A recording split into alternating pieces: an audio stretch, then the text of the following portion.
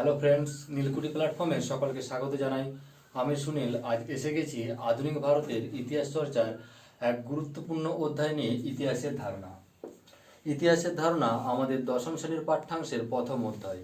তো আসা যাক, আমাদের ইতিহাসের ধারণা সম্পর্কে আমরা একটা সঠিক এবং পরিষ্কার জ্ঞান লাভ করি।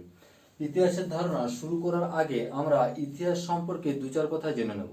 তাহলে দেখা যাক ইতিহাস শব্দটির উৎপত্তি কিভাবে। এই ইতিহাস শব্দটির উৎপত্তি যদি আমরা দেখতে চাই, তাহলে ইতিহাস শব্দটি সংস্কৃত শব্দ ইত ধাতু থেকে তৈরি হয়েছে। ইত ধাতুর সাথে আস নামক প্রত্যয় যুক্ত হয়ে ইতিহাস শব্দটির উৎপত্তি। এই ইত ধাতু আবার দুটি অর্থ রয়েছে, একটি হচ্ছে তার মৌলিক অর্থ, অন্যটি তার ব্যুৎপত্তিগত অর্থ। ব্যুৎপত্তিগত অর্থ, যদি ইত ধাতুর মৌলিক অর্থ আমরা দেখি, তাহলে এর অর্থ দাঁড়ায় ঐতিহ্য। ঐতিহ্য। এবং যদি এর ব্যুৎপত্তিগত অর্থ দেখি, তাহলে এর অর্থ দাঁড়ায় গতিশীলতা বা চলমান বা প্রবাহমান। তাহলে আমরা দেখতে পাচ্ছি যে ইতিহাস শব্দটির উৎপত্তি হচ্ছে সংস্কৃত শব্দ ইত ধাতু থেকে। ইত ধাতুর আবার দুটি অর্থ রয়েছে, একটি হচ্ছে তার মৌলিক অর্থ, অন্যটি হচ্ছে তার ব্যুৎপত্তিগত অর্থ। এর মৌলিক অর্থ হচ্ছে ঐতিহ্য এবং ব্যুৎপত্তিগত অর্থ হচ্ছে গতিশীলতা, এবং এর সাথে আস নামক প্রত্যয় যুক্ত হয়ে ইতিহাস শব্দটির সৃষ্টি হয়েছে। এই আস শব্দের অর্থ হলো যার মধ্যে কিছু নিহিত থাকে। সুতরাং ইতিহাস শব্দটির প্রকৃত অর্থ দাঁড়ায় অতীতের ঐতিহ্যপূর্ণ কাহিনী যার মধ্যে নিহিত থাকে। এরপরে আমরা ইতিহাস শব্দটির ইংরেজি প্রতিশব্দ দেখে নেব। আমরা জানি ইতিহাস শব্দটির ইংরেজি প্রতিশব্দ হলো হিস্টোরি। HISTORY, history. এই হিস্টোরি শব্দটি আবার দুটি শব্দ থেকে এসেছে। একটি হচ্ছে ল্যাটিন শব্দ হিস্টোর, HISTOR, হিস্টোর, এবং গ্রিক শব্দ হিস্টোরিয়া, HISTORIA, হিস্টোরিয়া।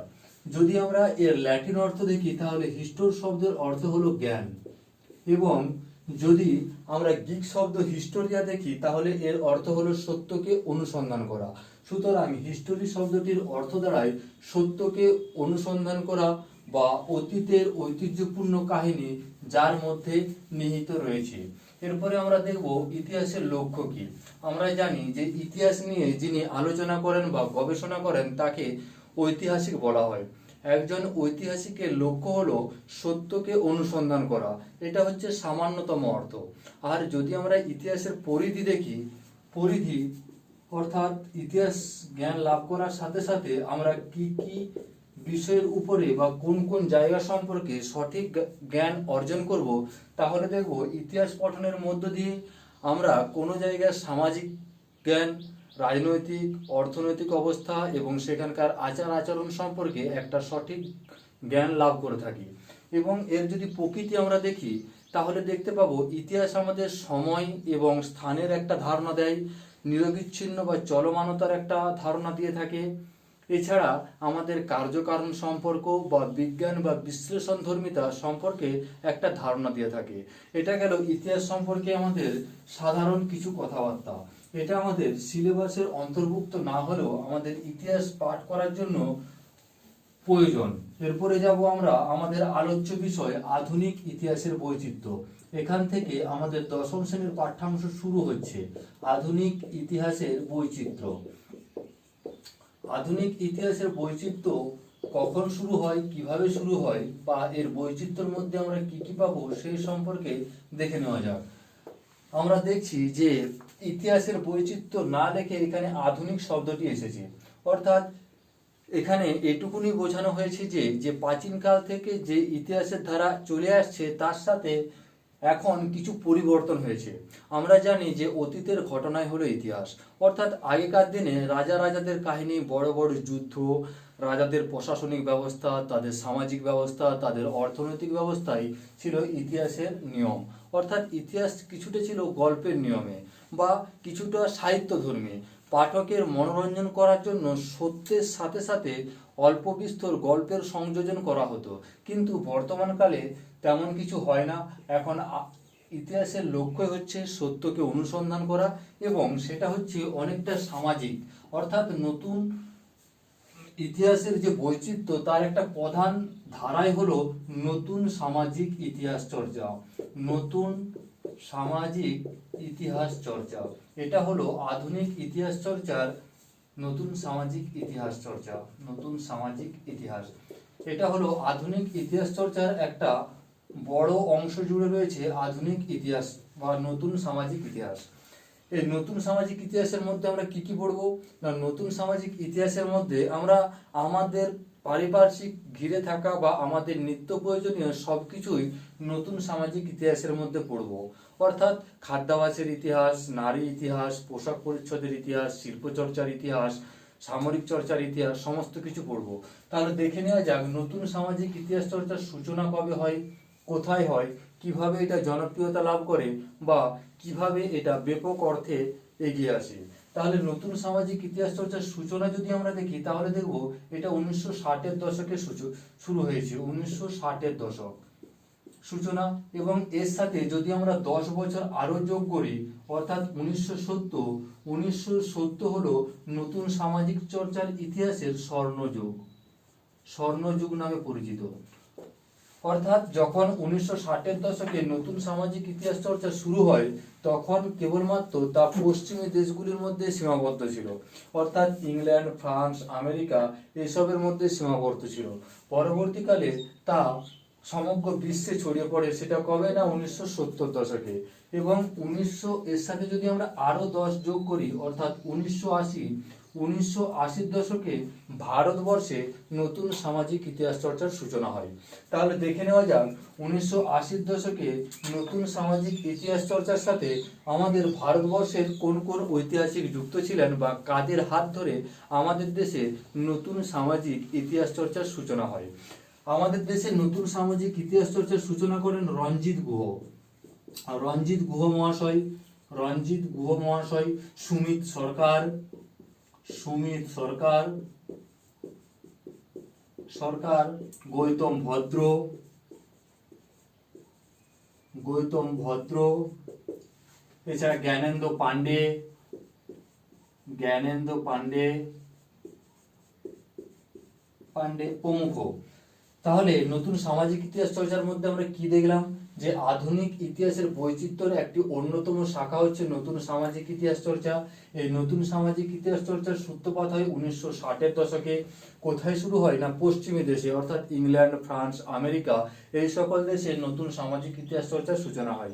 এর পরবর্তী 10 বছর অর্থাৎ 1970 দশক নতুন সামাজিক ইতিহাস চর্চার স্বর্ণযুগ নামে পরিচিত। স্বর্ণযুগ সেই সময়কেই বলা হয় যেটা হচ্ছে গিয়ে তার সব থেকে ভালো সময়। অর্থাৎ স্বর্ণযুগের যদি আমরা ইংরেজি প্রতিশব্দ দেখি তাহলে হচ্ছে গোল্ডেন পিরিয়ড। অর্থাৎ কেবলমাত্র তখন ইউরোপ মহাদেশের মধ্যেই না সমগ্র বিশ্বে নতুন সামাজিক ইতিহাস চর্চা ছড়িয়ে পড়েছে। এবং আমাদের ভারতবর্ষে শুরু হয় 1980 দশকে। আমাদের দেশে শুরু করেন রঞ্জিত গুহ 1982 খ্রিস্টাব্দে, অর্থাৎ 1980 দশক। এছাড়া আর কে কে রয়েছেন এই আমাদের নতুন সামাজিক ইতিহাস চর্চার সাথে, সুমিত সরকার রয়েছেন, গৌতম ভদ্র মহাশয় রয়েছেন এবং জ্ঞানেন্দ্র পান্ডে, আরো বেশ কয়েকজন রয়েছেন যেমন সুদীপ্ত সরকার মহাশয় প্রমুখ। এরপরে আমরা দেখে নেব যে নতুন সামাজিক ইতিহাস চর্চার সম্পর্কিত দু একটি গ্রন্থ বা নতুন সামাজিক ইতিহাস চর্চার যে সূচনা করেছেন তাদের দু একজন ঐতিহাসিক। নতুন সামাজিক ইতিহাস চর্চা সম্পর্কে যে গুরুত্বপূর্ণ গ্রন্থ তার লেখক হচ্ছেন মিশেল ফুকো। মিশেল ফুকো, মিশেল ফুকো, এই মিশেল ফুকো ইনি একখানা গ্রন্থ লিখেছেন যার নাম হচ্ছে madness, madness, madness and civilization. Madness and civilization, civilization এটা নতুন সামাজিক ইতিহাস চর্চার সম্পর্কিত একটি উল্লেখযোগ্য গ্রন্থ। ইনি যে পত্রিকার সাথে যুক্ত ছিলেন সেটা হচ্ছে দ্য অ্যানালস,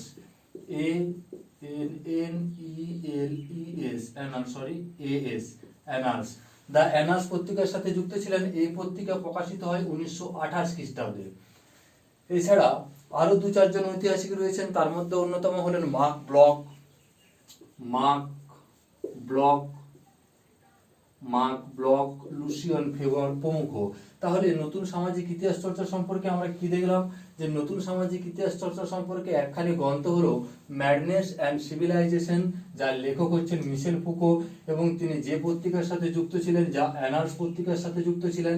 এই পত্রিকার সাথে যুক্ত আরও একজন ঐতিহাসিক হলেন মার্ক ব্লক। এরপরে আমরা দেখে নেব যে নতুন সামাজিক ইতিহাস চর্চার একটি গুরুত্বপূর্ণ অঙ্গ হলো খেলার ইতিহাস চর্চা। অর্থাৎ খেলার ইতিহাস চর্চা সম্পর্কে এখন আমরা আলোচনা করব। খেলার ইতিহাস চর্চা, এই খেলার ইতিহাস চর্চা সম্পর্কে জানার আগে আমাদের স্বাভাবিক একটা কৌতূহল থেকেই যায়। আমরা সবাই কিছু না কিছু খেলার সাথে অংশগ্রহণ করেই থাকি। তাহলে আমাদের স্বাভাবিক একটা প্রবণতা থাকে যে খেলার উৎপত্তি কিভাবে বা কি কি খেলার মধ্য দিয়ে আমরা আজকে এই জায়গায় এসেছি, প্রাচীনকালে কি ধরনের খেলা ছিল, বর্তমানে কি ধরনের খেলা রয়েছে, সেই সম্পর্কে আমরা জেনে নেব খেলার ইতিহাস চর্চায়। তাহলে আসা যায় খেলার ইতিহাস চর্চা। খেলার ইতিহাস চর্চায় আমরা জানি যে একজন মানুষের স্বাভাবিক বা পূর্ণাঙ্গ বিকাশের জন্য কেবলমাত্র কোনো গ্রন্থই যথেষ্ট হয় না। কারণ গ্রন্থ আমাদের জ্ঞান দিয়ে থাকে ঠিকই, কিন্তু একসাথে কাজ করার বা মানসিক দৃঢ়তা বাড়ানোর জন্য আমাদের খেলার প্রয়োজন হয়। তাই স্বামী বিবেকানন্দ বলেছেন, গীতা পাঠ অপেক্ষা ফুটবল খেলা অনেক ভালো। যদি আমরা খেলার ইতিহাসে যাই তাহলে দেখব খেলা আমাদের জাতীয়তা বোধকে যেমন বিকশিত করে, ঠিক তেমনি খেলা আবার অনেক সময় সংকীর্ণ মানসিকতারও সৃষ্টি করে। তাহলে দেখে নেব খেলাধুলা। যদি আমরা প্রাচীনকালের খেলাধুলা দেখি তাহলে দেখতে পাবো প্রাচীনকালের বিভিন্ন ধরনের খেলাধুলা প্রচলিত ছিল। যেমন রাজারা বিশেষ করে তাদের সময় কাটানোর জন্য শিকার বা বিহারে যেতেন। এছাড়া ছিল যেমন শিকার, প্রাচীনকালে শিকার একটা গুরুত্বপূর্ণ অংশ ছিল।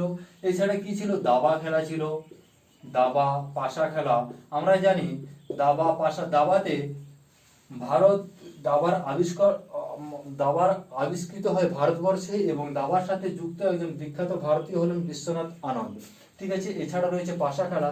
এবং যদি আমরা বাংলার খেলার মধ্যে যাই তাহলে দেখতে পাবো প্রাচীন গ্রাম বাংলায় যেমন বিভিন্ন ধরনের ঋতু বৈচিত্র্য দেখা যায়, ঠিক তেমনও খেলার মধ্যেও বিভিন্ন ধরনের প্রকারভেদ রয়েছে।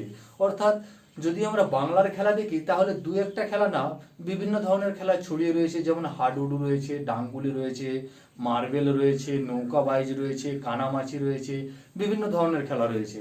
এই সমস্ত খেলা বিবর্তিত হয়ে বর্তমানে আধুনিককালে দু চারটি খেলাতে এসে দাঁড়িয়েছে।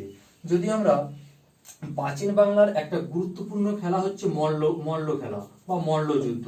এই মল্লযুদ্ধ সম্পর্কে আমাদের জানা যায় 1866 খ্রিস্টাব্দে হিন্দু মেলা প্রতিষ্ঠিত হয়। হিন্দু মেলা, এই হিন্দু মেলা প্রতিষ্ঠা করেন কে, না নবগোপাল মিত্র। এই হিন্দু মেলা পরবর্তীকালে জাতীয় মেলায় পরিণত হয় এবং আরো পরবর্তীকালে চৈত্র মেলায় উপনীত হয়। তো এই হিন্দু মেলা থেকে আমরা দেখতে পাই যে প্রাচীন বাংলায় মল্লযুদ্ধের সাথে দু একজন খেলোয়াড় খুব নাম করেছিলেন। তার মধ্যে একজন হলেন যতীন্দ্র প্রসাদ গুহ। যতীন্দ্র প্রসাদ গুহ, অনেক বইতে আবার যতীন্দ্র প্রসাদ গোবর গুহ থাকে। যতীন্দ্র প্রসাদ গুহ, ফণীন্দ্র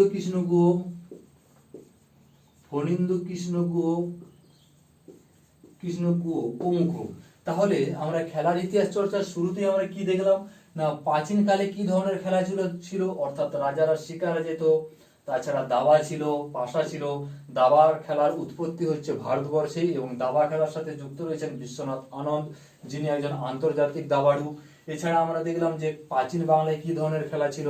তাছাড়া দেখলাম মল্লযুদ্ধ সম্পর্কে আমরা কোন গ্রন্থ থেকে জানতে পারি, না মল্লযুদ্ধ সম্পর্কে আমরা এই হিন্দু মেলা সম্পর্কিত যে সকল বই রয়েছে সেখান থেকে জানতে পারি। এই হিন্দু মেলার প্রতিষ্ঠা থেকে নবগোপাল মিত্র। পরবর্তী অধ্যায় যখন আমরা পড়বো তখন এই সম্পর্কে আমরা আরো বিশেষভাবে জানবো। 1866 খ্রিস্টাব্দে এটা প্রতিষ্ঠিত হয়, এবং মল্লযুদ্ধের সাথে যুক্ত রয়েছেন কে, ফণীন্দ্র প্রসাদ গোবর গুহ এবং যতীন্দ্র প্রসাদ গুহ। এরপরে আমরা দেখে নেব যে আধুনিক কালে কি ধরনের খেলা রয়েছে বা তার বিবর্তন কিভাবে হয়েছে। এছাড়াও আরো দু একটা খেলা সম্পর্কে আমরা দু চার কথা জেনে নেব। প্রথমে আমরা জানি যে আজকে সারা বিশ্ব একটা খেলাতে বিশেষ নাম করেছে, সেটা কি, অলিম্পিক খেলা। এই অলিম্পিক খেলার সূচনা হয় কবে, না 776 খ্রিস্টপূর্বাব্দে। 776 BC-তে অলিম্পিক খেলার সূচনা হয়। কোথায় শুরু হয়, না গ্রিসের অলিম্পিয়াতে। অলিম্পিয়া, ওখানকার একটা ছোট্ট গ্রিসের একটা ছোট্ট পলিশ বা নগর রাষ্ট্র হচ্ছে অলিম্পিয়া। সেখানে 776 খ্রিস্টপূর্বাব্দে অলিম্পিক খেলার সূচনা হয়।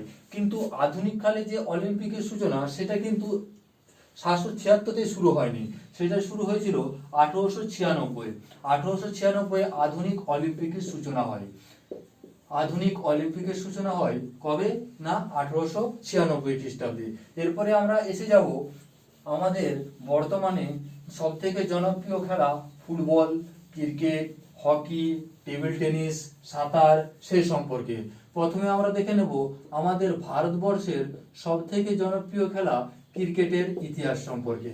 আমরা জানি যে আমাদের ভারতবর্ষে ক্রিকেট খুবই জনপ্রিয় খেলা, আমরা সকলে এই খেলার সাথে কম বেশি যুক্ত থাকি এবং এই খেলাতে আমাদের ভারতবর্ষের একজন বিখ্যাত খেলোয়াড় রয়েছেন সচিন টেন্ডুলকার, এছাড়া মহেন্দ্র সিং ধোনি, বর্তমানে বিরাট কোহলি। আর খেলার ইতিহাসে যদি আমরা দেখি ক্রিকেটের ইতিহাস, তাহলে দেখব যে ক্রিকেটের প্রথম সূচনা হয় 1709 খ্রিস্টাব্দে। 1709 খ্রিস্টাব্দে ক্রিকেটের প্রথম সূচনা কোথায় হয় না ইংল্যান্ডে। ইংল্যান্ডের দক্ষিণ ইংল্যান্ডের একটা জায়গা যার নাম হচ্ছে ডার্টফোর্ডের সারে, সেখানে 1709 খ্রিস্টাব্দে ক্রিকেটের সূচনা হয়। এত মনে রাখার দরকার নেই, শুধু মনে রাখবো জায়গাটা হচ্ছে দক্ষিণ ইংল্যান্ড। দক্ষিণ ইংল্যান্ডে ক্রিকেটের সূচনা হয় এবং পরবর্তী যদি আমরা স্টেজ দেখি তাহলে দেখবো 1744। 1744 খ্রিস্টাব্দে কি হয় না 1744 পর্যন্ত ক্রিকেটে কোনো নিয়ম কানুন ছিল না।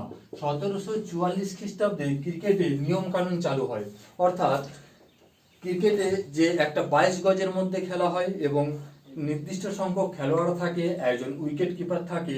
এই যে তারপরে বলের ক্ষেত্রে আমরা দেখি কি যে থ্রো বল বা আন্ডার হ্যান্ড বল বা ওভার হ্যান্ড বল, এই সমস্ত নিয়ম কানুন চালু হয় 1744 খ্রিস্টাব্দে। এবং এর পরবর্তী পদক্ষেপ যদি আমরা দেখি তাহলে দেখব 1814। 1814 খ্রিস্টাব্দে ইংল্যান্ডের লর্ড ছিল বিশ্ব ক্রিকেটের পীঠস্থান, অর্থাৎ এখান থেকে সারা বিশ্বে ক্রিকেট জনপ্রিয় হয়ে যায়। এবং পরবর্তী যদি আমরা পদক্ষেপ দেখি তাহলে দেখব 1965 খ্রিস্টাব্দে আইসিসি প্রতিষ্ঠিত হয়। এই আইসিসির পূর্ণ নাম কি ইন্টারন্যাশনাল ক্রিকেট, প্রথমে ছিল কনফারেন্স। প্রথমে ছিল কনফারেন্স, এই কনফারেন্স পরবর্তীকালে হয়ে যায় কাউন্সিল। বর্তমানে কি রয়েছে, বর্তমানে কাউন্সিল রয়েছে। এর ফুল ফর্ম একই আছে আইসিসি। এটা হয় 1989 খ্রিস্টাব্দে, অর্থাৎ 1965 খ্রিস্টাব্দে আইসিসি প্রতিষ্ঠিত হয়, কিন্তু তখন এর নাম ছিল ইন্টারন্যাশনাল ক্রিকেট কনফারেন্স এবং পরবর্তীকালে এর নাম হয় ইন্টারন্যাশনাল ক্রিকেট কাউন্সিল, সেটা হচ্ছে 1989 খ্রিস্টাব্দে। এছাড়াও আমরা ক্রিকেট সম্পর্কে যদি দেখি তাহলে দেখতে পাবো যে 1792 খ্রিস্টাব্দে আমাদের প্রতিষ্ঠিত হয় সিসিসি, অর্থাৎ ক্যালকাটা ক্রিকেট ক্লাব। আমাদের দেশে ক্রিকেট আসে ইউরোপিয়ানদের হাত ধরে, অর্থাৎ ইংরেজদের হাত ধরে। প্রথম দিকে কি হয় না ক্রিকেট আমরা কেবলমাত্র দেখতাম আর দেখে দেখে শিখতাম, খেলার সুযোগ পেতাম না। তারপর দেখা যায় 1792 খ্রিস্টাব্দে, সরি এটা 1792, 1792 খ্রিস্টাব্দে যখন ক্যালকাটা ক্রিকেট ক্লাব প্রতিষ্ঠিত হয় তখন থেকে ক্রিকেট ভারতবর্ষে জনপ্রিয়তা লাভ করে। এবং ক্রিকেটের সাথে যিনি যুক্ত রয়েছেন বা ক্রিকেটের গুরুত্ব যিনি প্রথম বুঝেন তিনি হচ্ছেন সারদা রঞ্জন। এই সারদা রঞ্জন ক্রিকেটের জন্য যে ক্লাব প্রতিষ্ঠা করেন তা হচ্ছে টাউন ক্লাব প্রতিষ্ঠা করেন। এছাড়া ক্রিকেট সম্পর্কে যদি আমরা জানতে চাই তাহলে বরিয়া মজুমদারের লেখা গ্রন্থ খুবই উল্লেখযোগ্য। বরিয়া মজুমদার। তাহলে দেখে নিলাম আমরা ক্রিকেটের ইতিহাস। ক্রিকেটের ইতিহাসে প্রথমে আমরা কি দেখলাম যে ক্রিকেটের সূচনা হচ্ছে 1709 খ্রিস্টাব্দে ইংল্যান্ডের ডার্টফোর্ডের সারেতে, যেটা দক্ষিণ ইংল্যান্ডে অবস্থিত। এছাড়া 1744 পর্যন্ত ক্রিকেটে কোনো নিয়ম কানুন ছিল না, অর্থাৎ ক্রিকেট খেলা হতো বেনিয়মে। 1744 খ্রিস্টাব্দে ক্রিকেটের নিয়ম কানুন চালু হয়। 1814 ইংল্যান্ডের লর্ডস হলো বিশ্ব ক্রিকেটের পীঠস্থান এবং 1965 খ্রিস্টাব্দে প্রতিষ্ঠিত হয় আইসিসি, ইন্টারন্যাশনাল ক্রিকেট কনফারেন্স। পরবর্তীকালে এর নাম চেঞ্জ হয়ে যায় ইন্টারন্যাশনাল ক্রিকেট কাউন্সিল 1989 খ্রিস্টাব্দে, এবং 1792 খ্রিস্টাব্দে প্রতিষ্ঠিত হয় সিসিসি অর্থাৎ ক্যালকাটা ক্রিকেট ক্লাব। এবং ক্রিকেট সম্পর্কে একটি উল্লেখযোগ্য ক্লাব হলো টাউন ক্লাব। কবে প্রতিষ্ঠিত হয় সেটা আমাদের গুরুত্বপূর্ণ নয়, কিন্তু যিনি প্রতিষ্ঠা করেন সেটা খুবই গুরুত্বপূর্ণ, সারদা রঞ্জন। এছাড়া গ্রন্থ যেখানে রয়েছে সেটা হচ্ছে বরিয়া মজুমদারের লেখা। এরপরে আমরা যাব ফুটবলের ইতিহাস চর্চা। আমরা জানি ভারতবর্ষের সব থেকে জনপ্রিয় খেলা ক্রিকেট হলেও বিশ্বের সব থেকে জনপ্রিয় খেলা হচ্ছে ফুটবল। আর সব থেকে মজার বিষয় এটাই যে ফুটবলের যে আকার বা আকৃতি আমরা এখন দেখে থাকি সেটা কিন্তু বর্তমানে প্রাচীনে ছিল না। ফুটবলের উৎপত্তি হচ্ছে রাগবি থেকে। রাগবি হচ্ছে ডিম্বাকৃত ফুটবলকে বলা হয় রাগবি। পরবর্তীকালে এই রাগবি বিবর্তিত হয়ে ফুটবলের আকার নিয়েছে। তাহলে আমরা যদি রাগবির ইতিহাসে দেখি তাহলে 1823 খ্রিস্টাব্দে রাগবি শুরু হয় বা রাগবি খেলার সূচনা হয়, এবং রাগবি ফুটবল ইউনিয়ন গড়ে ওঠে 1871 খ্রিস্টাব্দে। RFU rugby football union.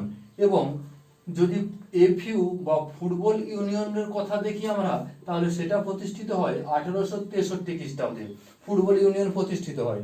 আর ভারতের ইতিহাসে ফুটবল মধ্যযুগে বা কিছুদিন আগেও খুবই জনপ্রিয় একটা খেলা ছিল, এবং ভারতের ইতিহাসে ফুটবলের সবথেকে গুরুত্বপূর্ণ মাইলস্টোন বলা যেতে পারে সেটা হলো 1889 খ্রিস্টাব্দে মোহনবাগান দলের প্রতিষ্ঠা। মোহনবাগান দলের প্রতিষ্ঠা এটা খুবই গুরুত্বপূর্ণ একখানা প্রশ্ন, কারণ 1889 খ্রিস্টাব্দে মোহনবাগান দল এবং আমরা জানি ইস্টবেঙ্গল, এই দুটো খুবই জনপ্রিয় ক্লাব ছিল, এবং এদের মধ্যে খুব সুন্দর খেলা হতো। বা আমরা যদি প্রাচীনকালের বা মধ্যযুগের কিছু মুভিজও দেখি তাহলে দেখবো এই খেলা নিয়ে বিভিন্ন ধরনের কথা সেখানে উঠে এসেছে। এবং মোহনবাগান দলের সব থেকে উল্লেখযোগ্য যে ঘটনা সেটা হচ্ছে 1911 খ্রিস্টাব্দে IFA শিল্ড লাভ।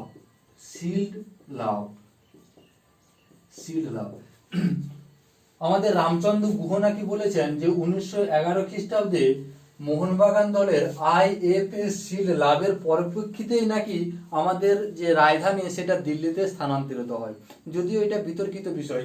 তাহলে আমরা ফুটবলের ইতিহাস চর্চা দেখলাম, এবং ফুটবলের ইতিহাস চর্চা সম্পর্কে যদি আমরা গ্রন্থ বা বই দেখি তাহলে এই সম্পর্কে লেখা উল্লেখযোগ্য হলো কৌশিক বন্দ্যোপাধ্যায়ের লেখা থেকে আমরা ফুটবলের ইতিহাস চর্চা পেয়ে থাকি। এবং আমাদের যে বিখ্যাত ফুটবলার তিনি হচ্ছেন নগেন্দ্র প্রসাদ সর্বাধিকারী। ইনি একজন বিখ্যাত ফুটবলার ছিলেন, এবং ইনি প্রথম যে হাত ঘুরিয়ে বল বা ওভারহেড বল সেটা সূচনা করেন। তার আগে যে বল ছিল সেটা আন্ডারহ্যান্ড বল ছিল। নগেন্দ্র প্রসাদ সর্বাধিকারী এছাড়া ফুটবলের ক্ষেত্রে উল্লেখযোগ্য যিনি নাম করেছিলেন তিনি হচ্ছেন গোষ্ঠপাল। বিখ্যাত ফুটবলার ছিলেন গোষ্ঠপাল, একজন বাঙালি ফুটবলার। এই গেল ফুটবলের ইতিহাস চর্চা। তাহলে ফুটবলের ইতিহাস চর্চা আমরা প্রথমে কি দেখলাম যে ফুটবলের সূচনা হচ্ছে রাগবি থেকে। রাগবি কি ধরনের ফুটবল ছিল না ডিম্বাকৃতি ফুটবল ছিল। সেটা 1823-এ শুরু হয়। তারপরে 1871 খ্রিস্টাব্দে RFU বা রাগবি ফুটবল ইউনিয়ন প্রতিষ্ঠিত হয়, এবং 1863 খ্রিস্টাব্দে প্রতিষ্ঠিত হয় FU বা ফুটবল ইউনিয়ন। এরপরে আমরা দেখতে পাই যে ফুটবলের ইতিহাসে ভারতের সব থেকে উল্লেখযোগ্য ঘটনা হলো 1889 খ্রিস্টাব্দে মোহনবাগান দলের প্রতিষ্ঠা, এবং মোহনবাগান দল 1911 খ্রিস্টাব্দে IFA শিল্ড লাভ করে। এছাড়া কি দেখলাম যে ফুটবল সম্পর্কে একটি উল্লেখযোগ্য গ্রন্থ হলো কৌশিক বন্দ্যোপাধ্যায়ের লেখা, এবং ফুটবলে সবথেকে জনপ্রিয়তা লাভ করেছিলেন নগেন্দ্র প্রসাদ সর্বাধিকারী। এছাড়া একজন বাঙালি বিখ্যাত ফুটবলার হলেন গোষ্ঠপাল। এরপরে আমরা আসবো হকির ইতিহাস চর্চা। হকির ইতিহাস চর্চা ভারতের ইতিহাসে একটি গুরুত্বপূর্ণ ইতিহাস চর্চা, কারণ হকি অন্যান্য খেলার ন্যায় যথেষ্ট মর্যাদা এবং সম্মানের সাথে ভারতের ইতিহাসে স্থান লাভ করেছে। দেখা যাক হকির ইতিহাস চর্চা। যদি আমরা হকির ইতিহাসে দেখি তাহলে দেখতে পাবো যে হকি 8 বার গোল্ড মেডেল লাভ করেছে। 8 বার গোল্ড মেডেল লাভ করেছে অলিম্পিকে। অর্থাৎ যে অলিম্পিক খুবই গুরুত্বপূর্ণ বা একটা আন্তর্জাতিক খেলা, সেই আন্তর্জাতিক খেলায় ভারতীয় হকি দল 8 বার গোল্ড মেডেল লাভ করেছে। এছাড়া আমরা দেখতে পাই প্রথম যে গোল্ড মেডেল শুরু হয় সেটা 1928 খ্রিস্টাব্দে। 1928 খ্রিস্টাব্দের সূচনা কোথায়? সেটা না আমস্টারডাম অলিম্পিকে ভারতীয় হকি দল প্রথম সোনা লাভ করে। আর সব থেকে উল্লেখ করা বা সব থেকে গ্রহণযোগ্য যে গুরুত্বপূর্ণ ডেট যেটা হকির ইতিহাসে সব থেকে স্মরণীয় সেটা 1936 1932 খ্রিস্টাব্দে ভারত হকিতে বিশ্ব রেকর্ড করে না। সেই সময় লস অ্যাঞ্জেলসে খেলা হয় এবং ভারতীয় হকি দল 24-1 গোলে ইউএসএ কে হারিয়ে বিশ্ব রেকর্ড করে। অর্থাৎ ভারত গোল করেছিল 24টি, অন্যদিকে বিপক্ষ দল ইউএসএ গোল করেছিল 1টি। সেটি হয়েছিল বিশ্ব রেকর্ড। খেলা হয়েছিল লস অ্যাঞ্জেলস। এরপরে আমরা দেখব 1936 খ্রিস্টাব্দে বার্লিন অলিম্পিকে ভারতীয় হকি দল সোনা লাভ করে হিটলারের হাত থেকে। বার্লিন হচ্ছে জার্মানির রাজধানী, আর সেই সময় জার্মানির যিনি প্রধান ছিলেন তিনি হচ্ছেন হিটলার, এবং যিনি নিয়েছিলেন তিনি হচ্ছেন ধ্যানচাঁদ।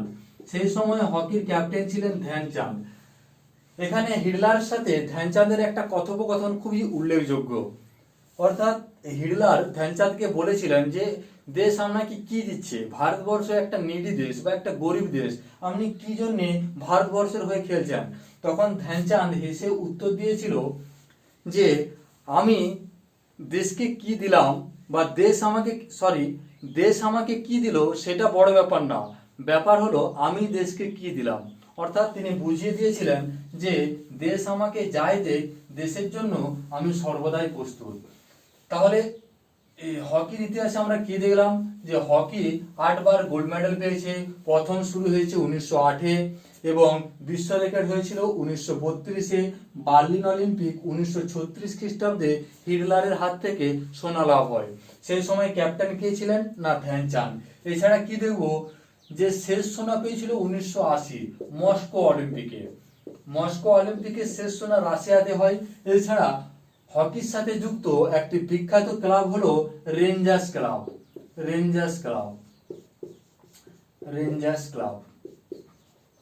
আমরা জানি যে আমাদের জাতীয় খেলা হলো কাবাডি, কিন্তু 1996 খ্রিস্টাব্দে হকি আমাদের জাতীয় খেলায় পরিণত হয়। আমাদের জাতীয় খেলা হচ্ছে হকি, সেটা কবে হয় না 1996 খ্রিস্টাব্দে। এই গেল আমাদের হকির ইতিহাস চর্চা। এছাড়া সামগ্রিকভাবে যদি আমরা ইতিহাসের খেলা নিয়ে দেখতে চাই বা খেলার ইতিহাস চর্চা করতে চাই তাহলে দু একখানা গ্রন্থ আমাদের খুবই উল্লেখযোগ্য। যেমন রূপক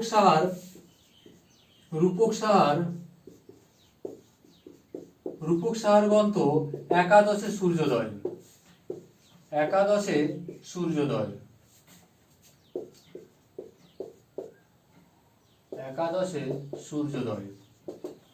ঠিক আছে প্রভৃতি।